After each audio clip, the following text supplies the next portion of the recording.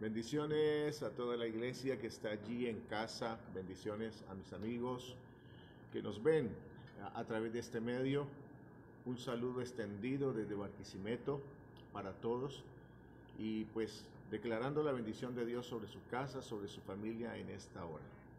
Bendigo su casa, su familia en el nombre de Jesús y pido al Señor para que les fortalezca en este proceso. Es extraordinario ver cómo Dios en procesos como estos se manifiesta de una manera especial. Es la forma como Dios opera en los procesos de los tiempos. Recuerde que el Dios de Israel, nuestro Dios, el Dios de la iglesia, nunca se manifestó en tiempos de abundancia, en tiempos de estabilidad o en tiempos donde las cosas funcionaban bien. Siempre su manifestación especial fue cuando todas las cosas estaban como fuera de curso. Fue cuando Dios, o como cuando el pueblo experimentó situaciones difíciles allí en Egipto. Hemos hablado todos estos días sobre el tema de Israel y cómo Dios forma a Israel, cómo Dios prepara a Israel, lo levanta de una manera especial y lo transforma y lo convierte en un cuerpo muy fuerte, en una nación muy fuerte. Tanto que hoy día, cuando nosotros miramos la nación de Israel, ni siquiera podemos llegar a considerar que Israel haya experimentado tantos procesos, tantas dificultades y sin embargo prevaleció sobre todo. Por ello, quiero darle una palabra de esperanza. La palabra de esperanza no es una motivación, es real. Dios está en medio del asunto, Dios está al control del asunto, porque si la hoja de un árbol no cae, sin la voluntad del Señor, mucho menos procesos como esto, donde toda la tierra está sacudida, se ha detenido el mundo. Y se ha detenido porque Dios está llamándonos una vez más la atención, diciéndonos que Él está al control y que Él puede, a través de un elemento tan pequeño como esto, mostrarnos que Él sigue siendo el Señor de la vida. Él puede detenernos en los procesos donde nosotros lo hemos sacado a Él de curso. Así que con esta palabra, en esta mañana quiero orar por usted, bendecir su vida, su casa, en el nombre de Jesús. Padre, bendigo a mi hermano, a mi amigo que está allí en el momento, recibiendo esta oración. Y Señor, pido que lo fortalezcas, que su fe se desate, que su esperanza se afirme, que podamos entender que al Dios que le hemos creído es real. Dios es real. Así que usted que está allí en casa, reciba en el nombre de Jesús la paz de Dios y afírmala en su corazón, recordando que si Dios está contigo, nada podrá contra ti. Si Dios está con tu familia, nadie podrá en contra de tu familia. Ahora, viene a mi mente algo bien especial que tiene que ver con la presencia. He estado pensando mucho en el tema de la presencia de Dios. Porque la clave de la nación de Israel, la clave de su éxito estaba en que la presencia de Dios fuera con ellos. Moisés saca a Israel de Egipto, lo lleva por el desierto y en el proceso de desierto Israel manifiesta una serie de cosas que pues nosotros no tenemos, porque ni nosotros somos rebeldes, bueno, usted no, pero nosotros no somos desobedientes, entre comillas. Sé que es una ironía, porque sí lo somos. Israel empezó a quejarse en el desierto y es como que a Dios se le hubiera llenado la copa, así de sencillo. Entonces Dios le dice a Moisés, mire Moisés, vas a ir por toda la tierra, yo te voy a meter a la tierra prometida, como lo juré, pero yo no voy a ir contigo. Voy a enviar un ángel delante de mí para que los conduzca en el proceso. Y ahí se detiene Moisés. Mire, si tu presencia no va con nosotros, no nos saques de aquí. Si tu presencia no camina con nosotros, no nos saques. Eso está en el libro de Éxodo capítulo 33, verso 14. Y allí podemos identificar entonces que Moisés le dice a Dios, si tú no vas, si tu presencia no está, no nos saques porque es simplemente un fracaso. Vamos a perecer frente a nuestros enemigos, vamos a claudicar frente a las dificultades que vamos a encontrar en el desierto, vamos a morir. Y allí encontramos entonces aquella maravillosa expresión donde Dios le dice a Moisés, mira Moisés, mi presencia irá contigo y te daré paz. Eso está en Éxodo 33, 14. Mi presencia irá contigo y te infundirá paz. La clave del tema es si la presencia de Dios está sobre nuestras vidas. Porque cuando caminamos en el desierto, una de las cosas a las que muchas veces como humanos hacemos es mirar a la derecha, a la izquierda, en donde nos podemos apoyar para sentirnos seguros. Y a Dios le toca sacar a Israel de Egipto y sacarlo del ambiente donde Israel se siente competente, tienen recursos, tienen elementos en que apoyarse y Dios los introduce en el desierto y crea en la nación de Israel un espíritu de dependencia de Dios. Porque ¿a dónde iba a mirar Israel en todo este proceso? ¿En qué se iba a apoyar Israel en este proceso si no era en Dios? Porque es que en el desierto solo hay una fuente en la que nos podemos apoyar. En las crisis, en el desierto, solo nos podemos apoyar en el Señor. Por eso la necesidad de que te des cuenta de que tú requieres algo importante en este momento. Necesitas revisar por dentro de tu corazón y descubrir qué tan íntimo es Dios para ti en esta hora, qué tan seguro te sientes. Ahora, si no te sientes seguro, no es porque la presencia de Dios no esté allí, es porque posiblemente tú estás fuera de su presencia. O sea, posiblemente estás escuchando demasiadas noticias, yo también estoy escuchando, porque es imposible que en estos días nos sustraigamos a la realidad de oír todo lo que tiene que ver con lo que está pasando, con la pandemia que está pasando en el mundo, cómo el mundo se ha aislado, la economía se detuvo, el mundo prácticamente se ha paralizado. Es imposible no escuchar eso. Si abres una red social, ahí está. Si abres y si pones la televisión, ahí está. Pero la pregunta es, ¿qué escuchas y qué impacto produce sobre tu alma? Porque si la voz y si lo que dice el mundo es más fuerte que tus convicciones, entonces tus convicciones no son tan firmes. Como estos, nos encontremos con la realidad de qué tan firmes son nuestros fundamentos. ¿Te sientes solo? ¿Estás abatido, angustiado, desesperado? ¿Has perdido la confianza, etcétera? Pues quiero decirte que necesitas renovar mucho el tema de su presencia gobernando tus pasos, guiándote. Porque si su presencia va contigo en este proceso, te irá bien. Si su presencia va contigo en este proceso, vas a estar no solamente bendecido en el proceso, sino que vas a superar desafío tras desafío, circunstancia tras circunstancia, en el nombre de Jesús. Por ello, la necesidad que hay ahorita es de que tú revises si la presencia de Dios está contigo y qué tan firme es su presencia. No que la presencia de Dios no esté de verdad, de manera real, porque sí lo está, sino si tú la sientes, si tienes intimidad con Dios, si es real para ti. Porque quiero agregar algo en este punto. Cuando miramos nosotros la historia de la iglesia y la historia del pueblo de Israel, la clave del éxito de estos pueblos o del pueblo de Israel y de la iglesia fue la presencia del Señor. A mí me parece bien particular aquel momento de desierto, cuando los discípulos que caminaron por 3 años y medio vieron muerto a su Señor, vieron muerto a su Maestro, al Mesías, al que ellos veían que levantaba muertos, al que ellos veían que ponía las manos sobre un enfermo y lo sanaba. A mí me parece bien importante todo ese proceso y la sensación que quedó en ellos en el momento en que lo ven colgado en la cruz, habiendo advertido a Jesús que esto iba a pasar. Pero ellos tenían en su mente una idea muy diferente. Ellos pensaban en ese Jesús que va a derrotar a los romanos, que va a establecer un reino mesiánico de Israel en la tierra, pero nunca pensaban verlo en la cruz. Y aunque Jesús les advirtió, ellos no lo entendieron. Y cuando lo ven muerto, ellos se sienten indefensos, huyen, se esconden. Aquella noche, después de que Pedro niega a Jesús 3 veces, desaparece de la escena. ¿Y por qué desaparece? Porque no sabemos a dónde fue a parar Pedro aquel día o aquella noche más bien, y aquellos 3 días donde prácticamente se desapareció el contexto de la realidad de lo que estaba aconteciendo allí. No estuvieron en el entierro de Jesús, no participaron de esos temas porque se sentían abandonados, se sentían, podríamos llamarlo, traicionados, se sentían solos, como posiblemente te sientes en esta hora. Ahora sé que posiblemente estoy hablando con personas que están totalmente convencidas de que la presencia de Dios está sobre su vida y por eso tienen paz. Pero este grupo de hombres experimentó ese vacío de 3 días sin su Señor. ¿Y qué se siente cuando Jesús no está? El creyente se siente vulnerable, se siente abatido, desesperado, desesperanzado.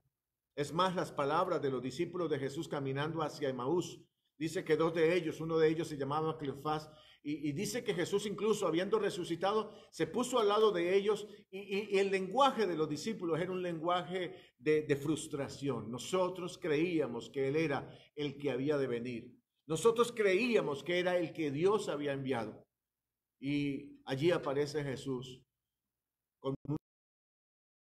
tratando de corregir y de abrir el entendimiento y el espíritu de ellos para que entendieran que Jesús estaba con ellos, que Él había resucitado.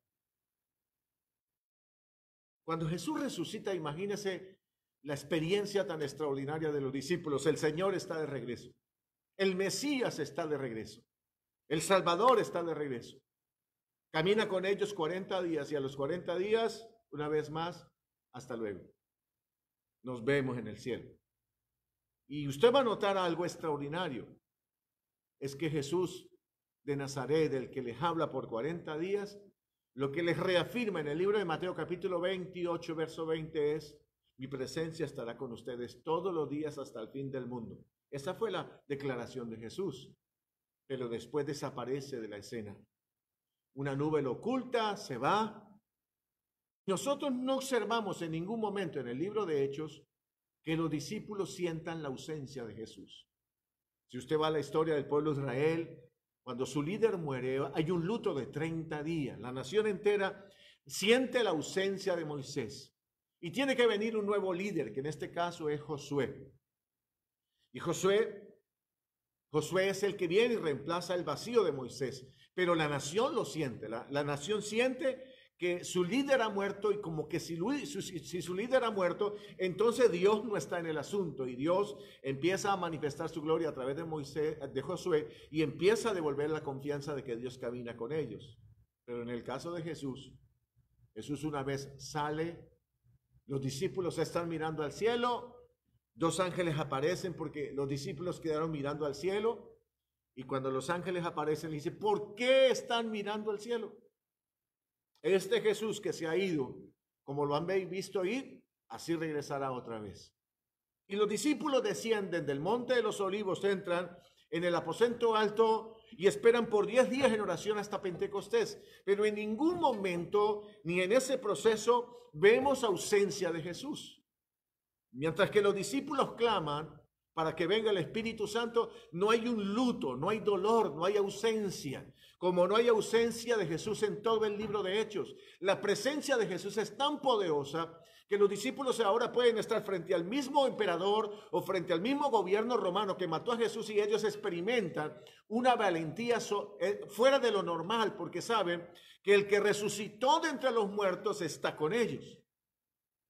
Por lo tanto, si hay algo que se requiere en esta hora es entender y creer que el que prometió estar con nosotros hasta el fin, está allí con nosotros hasta el fin. Irá con nosotros hasta el fin. Sus propósitos perfectos se van a cumplir. Su tarea de salvarnos se va a cumplir. Su tarea de usarnos en el proceso de la tierra se va a cumplir. Por ello, si estás sintiendo ausencia de Dios, como que a Dios se le salió el tema del asunto, no es real. Él está al control. Él sigue estando al control. Él dirige los asuntos de la tierra.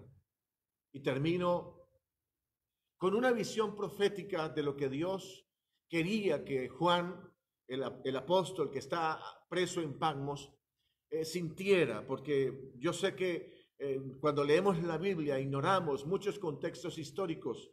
Los discípulos han ido muriendo uno a uno, confiados de que el Señor ha hecho su tarea con ellos y les ha permitido que sellen con su propia vida su testimonio acerca de en lo que han creído. Y ahora hay algo extraordinario. Nadie entrega su vida por una mentira. O sea, ellos han predicado la verdad durante muchos años. El imperio los empieza a perseguir. El imperio los insta bajo señal de muerte de que si no niegan a Jesús van a morir. Y todos uno a uno van entregando su vida. Y no solo los discípulos, sino la iglesia en general. La pregunta es, ¿por qué esta iglesia podía hacer esto? ¿Cómo es que estos creyentes podían ir al contexto de un cuadro de violencia tan fuerte como era morir crucificado, cosas por el estilo, donde no moría solamente una persona, incluso toda la familia, era que sentían la presencia de Dios y ellos no estaban en ningún momento dudando de que porque las circunstancias eran difíciles, era por un tema de ausencia de Dios. Ellos sentían a Dios de manera especial en todo el ambiente. Juan ha sido hecho preso. Juan está en Patmos. Patmos es una isla prisión. Y allí él está posiblemente en trabajos forzosos y allí experimenta una visitación extraordinaria donde le revela el libro de Apocalipsis a Juan. Pero lo extraordinario del tema es que en el capítulo 4, cuando Juan tiene la experiencia, dice que escuchó una voz y una ventana, una puerta se abrió en el cielo.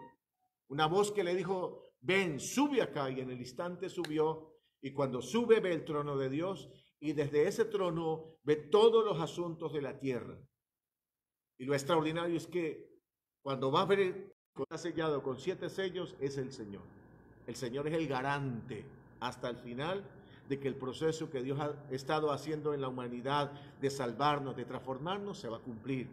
Jesús tiene en su mano el rollo con los 7 sellos, y lo extraordinario del tema, una vez más, es que ese que tiene el rollo los va abriendo uno a uno y empiezan a salir todos los procesos históricos que hablan acerca de hambrunas, guerras, destrucción, amenazas de muerte que vendrán sobre la tierra, pero en todo momento ese rollo con los asuntos que están allí contenidos no se salen del control de Jesús. No estamos experimentando algo que venga del infierno, porque ni siquiera el infierno es capaz de planificar una cosa como estas. Satanás no tiene el poder para eso. Satanás solo tiene poder para hacer exactamente lo que Dios le ha permitido hacer en este proceso. Él es rey en el mundo de pecado. Pero, ojo, cuando Satanás opera o quiere intervenir en la historia de la humanidad, Dios usa sus maquinaciones, incluso a favor del mundo y a favor de la iglesia sobre todo. Por eso, una vez más, el que tiene el control de las cosas es aquel que dice que su presencia estará con nosotros todos los días hasta el final del mundo. Juan vio cómo Jesús gobernaba y dirigía los asuntos de la tierra hasta el final con una supremacía, una grandeza, donde ni los poderes infernales ni los terrenales podían hacerle frente. Por lo tanto, ¿cree usted que una pandemia como esta, que es posiblemente el comienzo de un proceso histórico donde se está abriendo un nuevo capítulo en la historia humana, donde Dios nos ha dicho, parecían que tenían todo en control, pero les estoy demostrando que no tienen control de nada? Parecía que todo lo podían hacer, que podían decidir como quisieran y decidieron apartarse de mi palabra. Pues quiero decirle que si se apartan de mi palabra, los efectos que vendrán sobre la tierra serán más juicios. Y estamos experimentando exactamente eso. Lamentando mucho lo que está pasando en el mundo, esto es simplemente las manifestaciones, las consecuencias de nuestra falta, de nuestro pecado. Por ello, requerimos en esta hora, una vez más, revisar por dentro. ¿Cómo estamos por dentro? ¿Su presencia está con nosotros? Si su presencia está, no es porque esté cuando tú la sientes, es que incluso cuando no la sientas realmente, su presencia está allí. Lo único que Él espera es que nosotros confiemos y descansemos en esa realidad, en esa verdad. Por eso yo en esta mañana te bendigo. Sé que tienes que esperar unos días allí en el proceso. Escucha noticias, pero cuando escuche las noticias, interpreta las noticias a la luz de la palabra. Interpreta las noticias a la luz de lo que la Biblia dice acerca de cuando Dios permite que una circunstancia como esta acontezca. Si Él permite una circunstancia como esta, lo hizo muchas veces con la nación de Israel cuando incurrieron en pecado, es para llamarnos la atención y hacernos volver a Él. Porque su presencia es real. Los que tenemos que volvernos somos nosotros. Somos los que tenemos que regresar en el proceso. Tenemos que meternos allí en el hueco de su mano y experimentar lo que dice el Salmo 91, las alas del que te cubre, del que te guarda, tu morada, el que guarda tu vida, el que guarda tu entrada, el que guarda tu salida, el que no permite que una peste destructora toque tu casa. Necesitas meterte allí. El libro de Salmo 91, o más bien el Salmo 91, contiene esos elementos que se manifiestan en la vida de alguien que sabe que la presencia de Dios sobre su vida es real.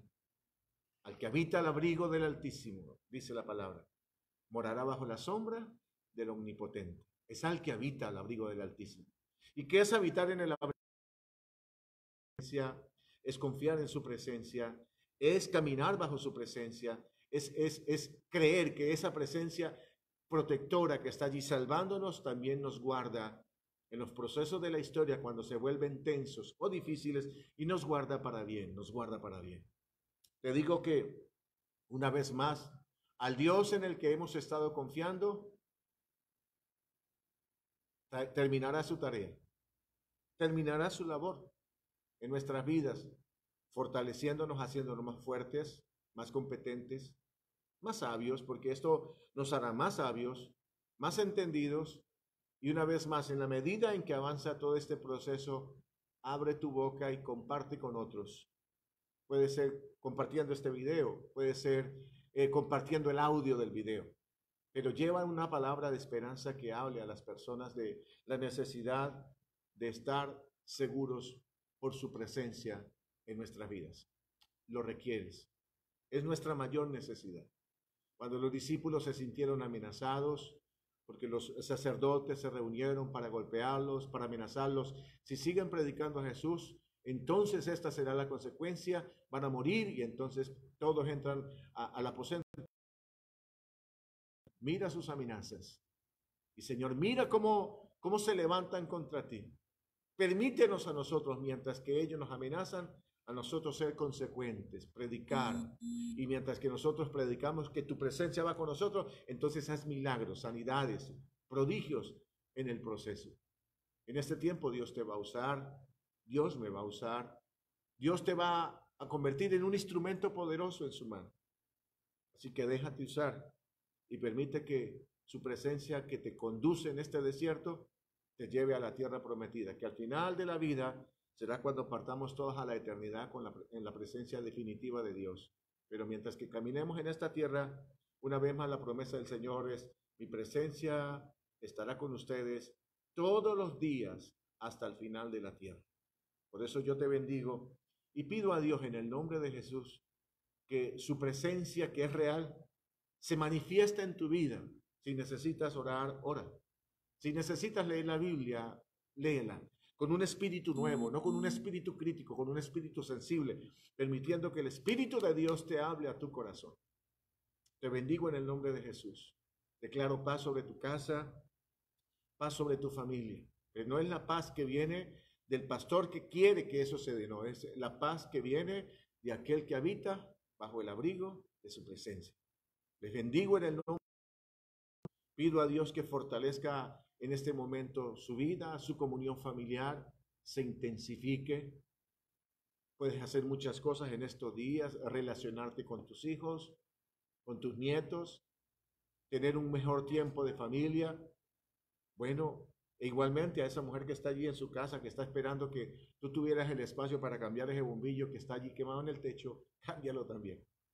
Así que este es un tiempo para dedicarnos a la casa y a meditar en lo que somos como hijos de Dios. Tenemos la certeza, una vez más, de que si su presencia está con nosotros, no habrá circunstancia, ni adversidad, ni crisis, ni que pueda derrotarnos. Padre, bendigo a mis amigos y a mis hermanos que están observándonos en esta hora. Pido sobre sus vidas que tu presencia se haga real. Padre, arropa a cada hombre y a cada mujer con tu presencia. Arrópalos, cúbrelos en el nombre de Jesús. Padre, que mi amigo que está allí observándonos experimente esa experiencia, o experimente, Señor, esa presencia que se requiere, oh Dios, para encontrar salvación. Padre, cubre a la iglesia, cubre a mi hermano, a mi hermana, imparte seguridad en su palabra, Señor, en tu palabra. Llena el corazón de paz, de certeza. Caminamos el camino de la bendición, el camino de los que están en las manos de Dios. Transitamos el camino de aquellos que están seguros que vamos a tener una vida sobrenaturalmente bendecida, renovada, transformada por su presencia. Amén y amén. Te bendigo allí donde estás. Para mí ha sido una bendición poder esta mañana compartir Por este medio nos estaremos comunicando todos estos días.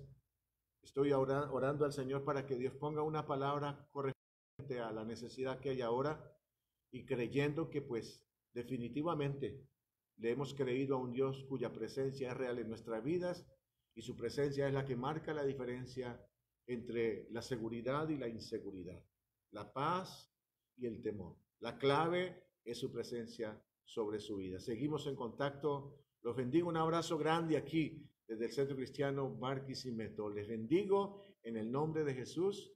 Amén y amén. Bye. Nos vemos el día jueves a las 10 de la mañana. Un abrazo grande para todos.